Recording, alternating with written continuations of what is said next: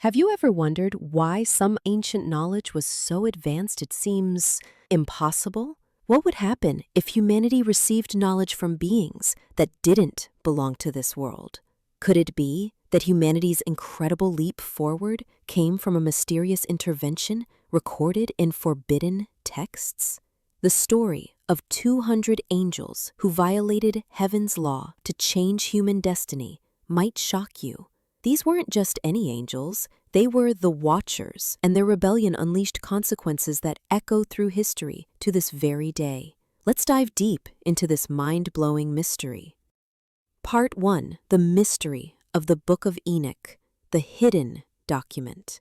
Hidden in the world's most ancient libraries lies a document so powerful it was considered too dangerous for public circulation. This is the Book of Enoch, one of the oldest texts about human origins, written over 2,300 years ago. Unlike other religious texts, the Book of Enoch carries a unique mystery.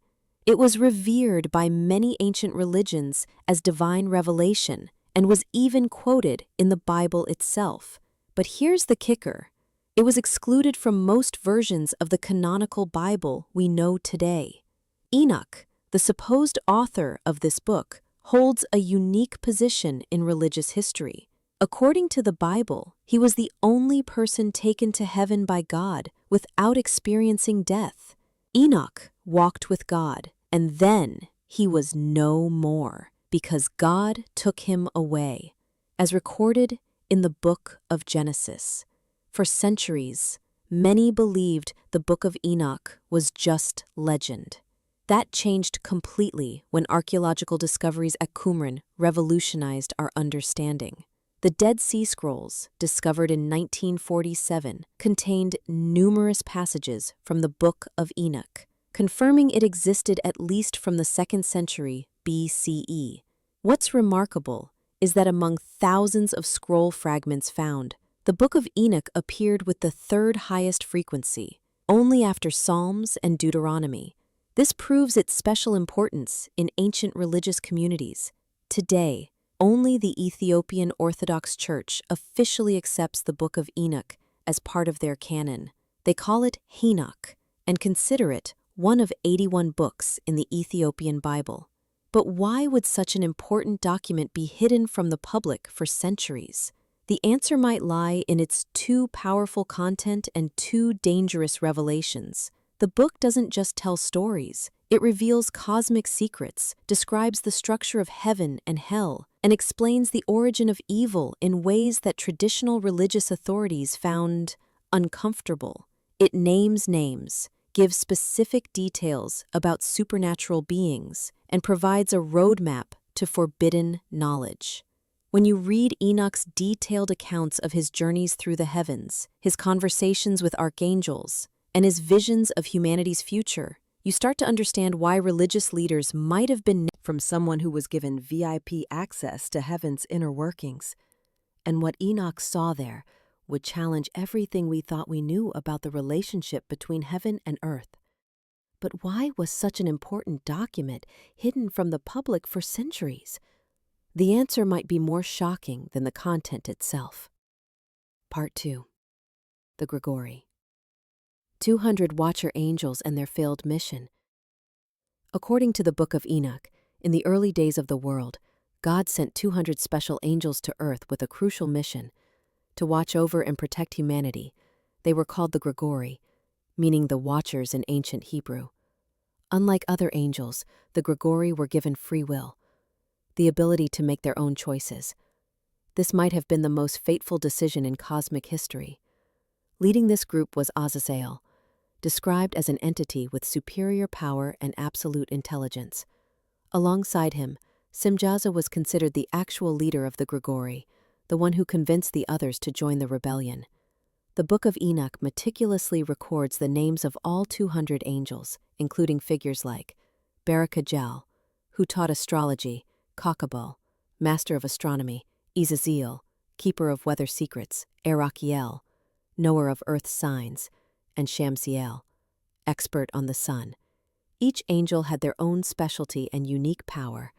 They were equipped with knowledge far beyond human comprehension at the time, from cosmic secrets to advanced technologies. The turning point came when the Grigori began observing the daughters of men. The Book of Enoch describes, "And when the sons of God saw that the daughters of men were beautiful, they said to one another, 'Come, let us choose wives from among the daughters of men and have children with them.'" This wasn't a spontaneous impulse. Instead, it was the result of a carefully organized meeting held on Mount Hermon, a sacred mountain on the border between modern-day Syria and Lebanon. Here, the 200 angels gathered and performed a binding oath ceremony. They swore they would carry out the plan together, with no one backing out or betraying the others. Simjaza said, "I fear that you will not agree to carry out this deed, and I alone will have to pay the penalty for this great sin." What's crucial to understand is that this wasn't a fall in the traditional sense. This was a conscious choice, a carefully considered decision between following divine law and pursuing personal desires. These weren't beings who accidentally slipped into sin. They were cosmic entities who held a meeting, debated the pros and cons, took a vote, and then bound themselves with supernatural oaths to follow through with their plan. Think about it. These were beings who had direct access to God, who lived in paradise, who understood the cosmic order better than any creature that ever existed. And they chose to give it all up for love, curiosity, and the desire to experience physical existence. The Book of Enoch describes their oath in chilling detail. "They called upon heaven and earth as witnesses, knowing full well the consequences of their actions. They weren't naive, they were rebellious." This decision would change not only their fate, but the entire trajectory of human development. From protective guardians, they became direct interventionists in human history, introducing elements that were never meant to be part of our natural evolution. What drove these perfect beings to abandon heaven for earth? The answer might lie in the most powerful forces in the universe: love and curiosity. Two elements that can drive even divine beings to make choices that change everything. This decision, the turn calls before we find the now, and our intellection of things for love. This is a game time abandoned heaven for earth. Love then comes down in the Orgoin attentional love ends. Part 3. The Forbidden Marriage in the Nephilim Bloodline. When the 200 Grigori angels set foot on earth, they weren't coming as passive observers anymore. They chose daughters of men as wives, and from these unions a new bloodline was born, the Nephilim. The word Nephilim in Hebrew means the fallen ones, or the giants. But according to the Book of Enoch, they weren't simply people of large stature. These hybrid children inherited supernatural traits from their fathers: superior strength, extraordinary intelligence, and abilities that normal humans couldn't possess. The Book of Enoch describes the Nephilim as reaching heights of 300 cubits, roughly equivalent to 450 feet tall. While this number might be symbolic, it reflects the massive difference between them and ordinary humans. These children developed at an abnormal rate. They didn't need the long maturation period of normal humans. Within just a few years, they had become entities of tremendous power and superior intelligence. What's more terrifying is that the Nephilim weren't satisfied with human food. The Book of Enoch records, they consumed all the acquisitions of men. And when men could no longer sustain them, the Nephilim turned against them and devoured mankind. The presence of the Nephilim created a severe imbalance on earth. With their superior strength and intelligence, they quickly became rulers, placing themselves above ordinary humans. Stories of the Nephilim don't just appear in Jewish tradition. Around the world, many ancient cultures have myths about giants, or half-god heroes. In Greek mythology, we have the titans and heroes like Hercules. Norse mythology tells of the giant Jotuns. South American civilizations have stories of giant gods who taught them construction knowledge. Even today, around the world, discoveries of unusually large human skeletons continue to surface. From Nevada to Romania, from Peru to China, these findings keep raising questions about mysterious bloodlines in the past. Some modern researchers even hypothesize that Nephilim DNA might still exist in certain human lineages. Studies of mutant genes and special abilities that some people possess might carry clues from this ancient heritage. Understood astronomy, metallurgy, advanced mathematics, and even what appears to be genetic engineering. Knowledge that humanity officially didn't develop until much later. The Nephilim weren't just physically superior. They were intellectually advanced in ways that defied the natural progression of human civilization. They built structures that we still can't fully explain, created technologies that seem impossible for their era, and established civilizations that disappeared as mysteriously as they appeared. Archaeological evidence suggests that there were indeed ancient civilizations, with capabilities far beyond what we'd expect for their time period. Megalithic structures, precision stone cutting, astronomical alignments that require advanced mathematical knowledge, all point to the possibility that someone with advanced knowledge was involved in early human development. Could these bloodlines still exist in modern human DNA? The answer might be hidden in cutting-edge genetic research and future archaeological discoveries. Part 4. Forbidden Knowledge: The Gifts That Changed Civilization. If giving birth to the Nephilim was the first sin of the Grigori, then transmitting forbidden knowledge to humanity was their second, and perhaps more serious, transgression. Azazel, the effective leader of the group, taught humanity the art of weapon-making. Before this, humans only knew how to use simple tools made of stone and wood. Azazel showed them how to smelt metals, create swords, spears, daggers, and instruments of war. But he didn't stop there.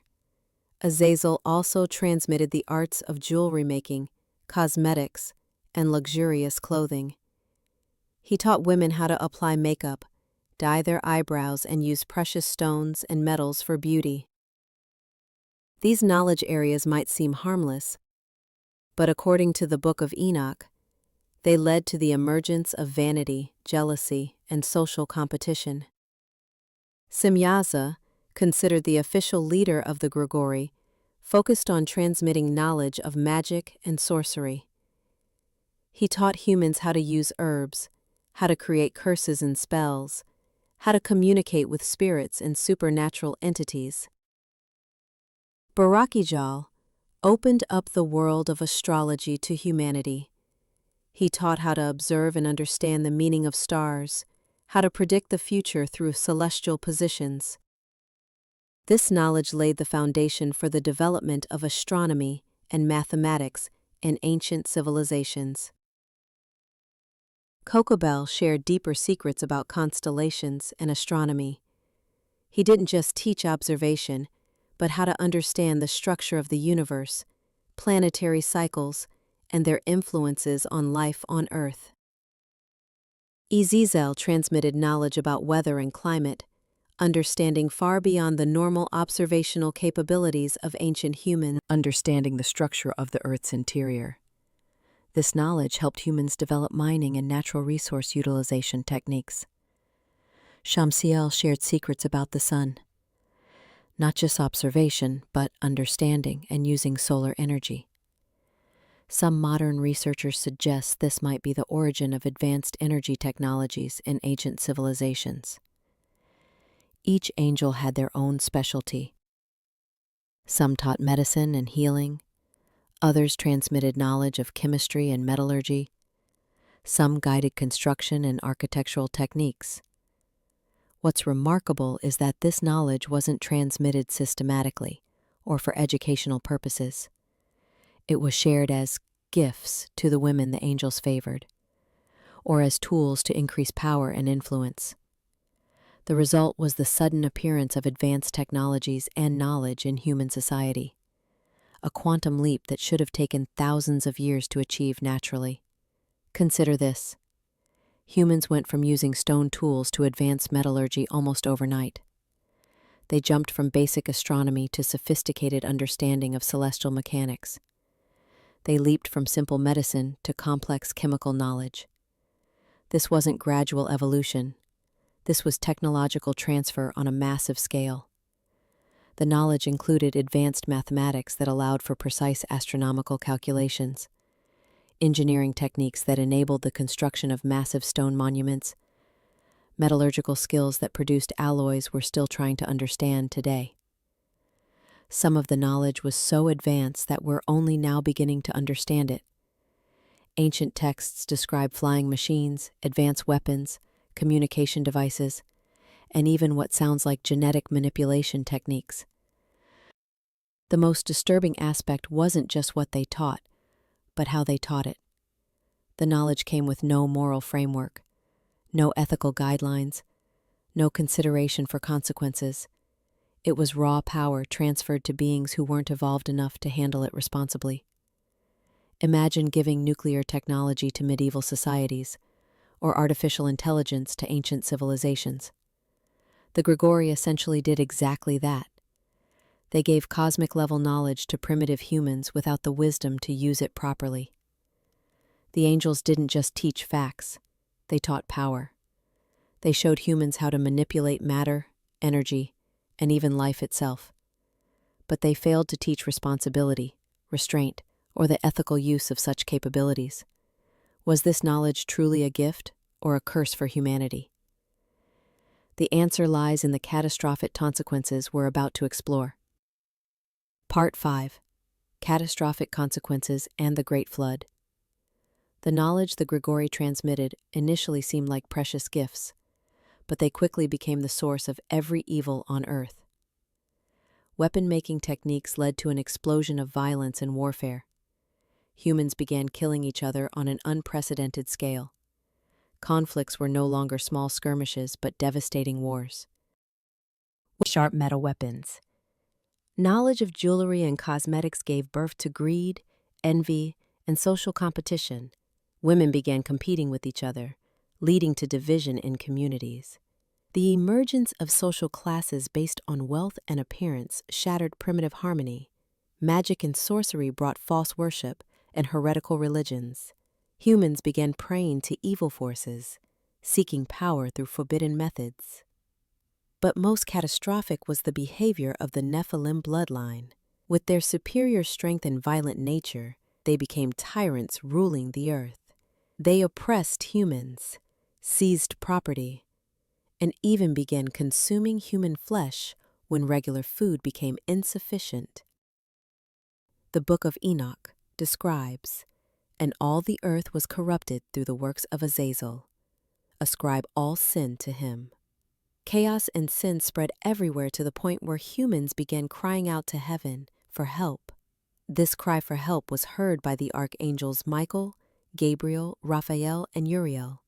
They reported the chaotic situation on earth to God and requested intervention. God's decision was a global cleansing, the Great Flood. But before implementing this, he ordered punishment for those responsible for the disaster. Gabriel was commanded to destroy the Nephilim by making them slaughter each other. Raphael was tasked with binding Azazel and throwing him into a dark abyss.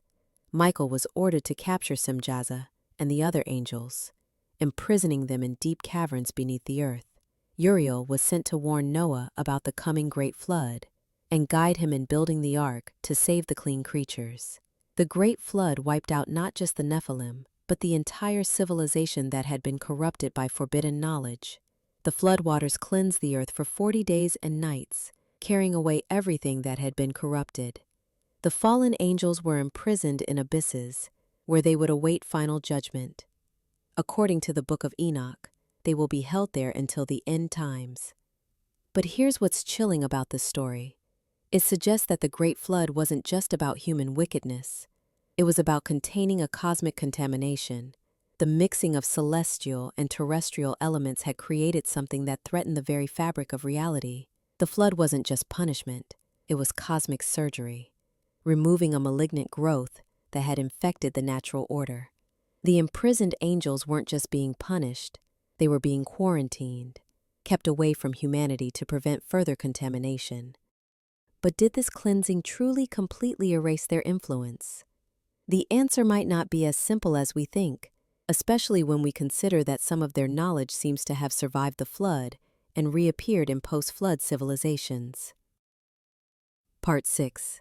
Connections to the Bible and other religious texts. The story of the fallen angels in the Book of Enoch isn't an isolated tale.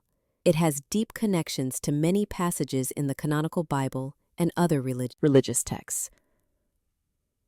In the book of Genesis, chapter 6, we read, "When men began to increase in number on the earth and daughters were born to them, the sons of God saw that the daughters of men were beautiful, and they married any of them they chose. The Nephilim were on the earth in those days." This brief passage in Genesis is essentially a condensed version of the detailed story told in the Book of Enoch.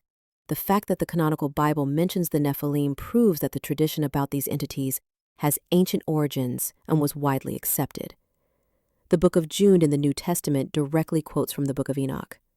Enoch, the seventh from Adam, prophesied about these men. This shows that New Testament authors considered the Book of Enoch a reliable source. 2 Peter also mentions the fallen angels. God did not spare angels when they sinned, but sent them to hell, putting them into gloomy dungeons to be held for judgment. In Jewish tradition, the Book of Enoch is considered an important part of midrashic literature, commentaries and expansions on Torah stories. Many ancient Jewish sages used the Book of Enoch to explain mysterious passages in the Bible. Interestingly, similar stories appear in many different cultures around the world. In Mesopotamian mythology, we have the story of the Anunnaki, gods who came down from heaven to teach knowledge to humans and interbreed with them.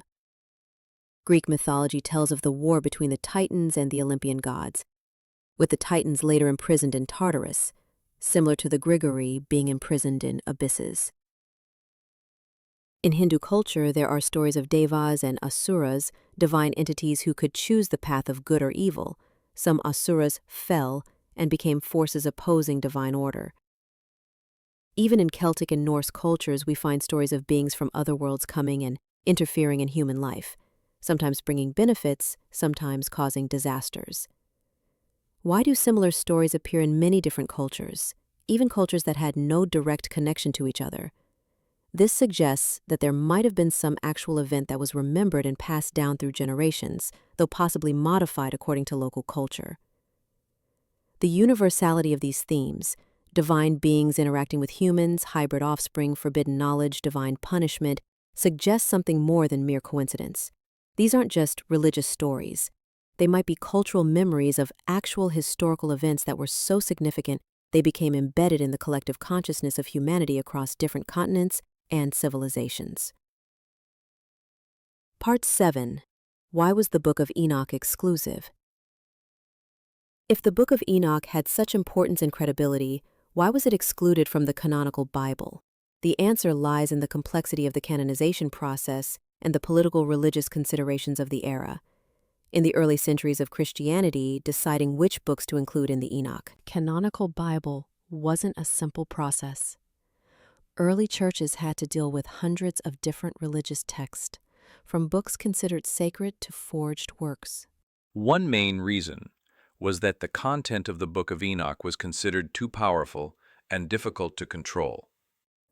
The book didn't just describe supernatural entities in detail, but also provided revelations about the structure of heaven, hell, and the secrets of the universe. Church leaders worried that this content could lead to misinterpretations or even esoteric religions. The detailed descriptions of magic, astrology, and other forbidden knowledge also raised concerns about potential misuse. Jerome, one of the most influential church fathers, opposed including the Book of Enoch in the canon. He argued that the book didn't align with Orthodox doctrine and could confuse believers. Augustine also expressed skepticism about the authenticity of the Book of Enoch, although he didn't completely deny its value. Another important factor was religious politics.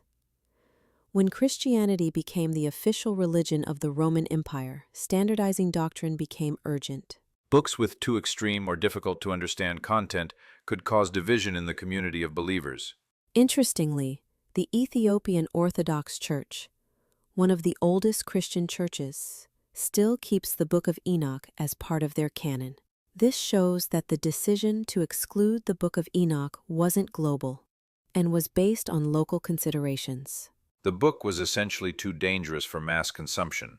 It provided detailed instructions for things that religious authorities didn't want ordinary people to know about. It named specific demons, described magical techniques, and provided a roadmap to supernatural power that could easily be misused. Today, with the development of archaeological and textual research, many scholars are reassessing the importance of the Book of Enoch. They consider it an important window into understanding the religious thought and culture of ancient times. What would be different if the Book of Enoch were still part of the Bible today? Perhaps we would have a deeper understanding of the mysteries of the universe and humanity's place in it. Part 8. Impact on History and the Future. Despite being excluded from the canonical Bible, the Book of Enoch continued to profoundly influence Western culture, art, and thought throughout the centuries. In literature, John Milton's Paradise Lost was heavily influenced by the Book of Enoch, particularly in describing the fallen angels and their rebellion. Dante in the Divine Comedy also used many images from the Book of Enoch when depicting hell and the punishment of souls. In art, countless paintings and sculptures have drawn inspiration from the story of the fallen angels. From Renaissance works to modern art, images of the Grigori and Nephilim continue to appear. In the modern era, the Book of Enoch has become a source of inspiration for many UFO and extraterrestrial theories. Some believe that the angels in the book were actually beings from other planets who came to Earth and interfered with human development. The description of the Grigori transmitting advanced knowledge to humanity is also compared to the ancient astronaut theory, suggesting that our modern technology originates from the intervention of extraterrestrial civilizations. In modern genetic research, some scientists raise questions about mutations in human DNA. Could the sudden changes in human evolution be related to outside intervention? Recent archaeological discoveries about ancient structures with advanced construction techniques also raise questions about the origin of this knowledge. From Egyptian pyramids to megalithic works in South America, many structures remain mysteries with current technology. The Book of Enoch is also being re-examined in the context of modern science about cosmology and quantum physics. Some researchers question whether the descriptions of heavenly layers in the book might be primitive understanding of multiverses and other spatial dimensions. The book's influence extends to modern discussions about genetic engineering, artificial intelligence, and the ethical implications of advanced technology. The story of the Grigori serves as a cautionary tale about what happens when powerful knowledge is given without wisdom or ethical guidelines. Will these mysteries be completely decoded in the near future? With the advancement of technology and science, we might soon have answers to questions that have puzzled humanity for millennia. The story of 200 fallen angels has completely changed how we view human origins and humanity's destiny. From forbidden knowledge to the Nephilim bloodline, from the Great Flood to lasting influences today, everything shows that our history is more complex and mysterious than we ever imagined. Do you believe Nephilim bloodlines still exist in modern DNA? Could ancient technologies really have come from supernatural intervention? Share your thoughts in the comments below. Don't forget to smash that like button if this video opened up new perspectives for you. Subscribe and hit the notification bell so you won't miss the next historical mysteries that Journey of Fortune will explore. Share this video with friends who love mysterious stories like you do. The next video will reveal ancient civilizations that disappeared mysteriously. Could they be connected to punishment from divine forces? Stay curious, stay questioning, and remember, the truth is often stranger than fiction. Until next time, this has been Journey of Fortune, and we'll see you in the next mind-blowing adventure through history's greatest mysteries.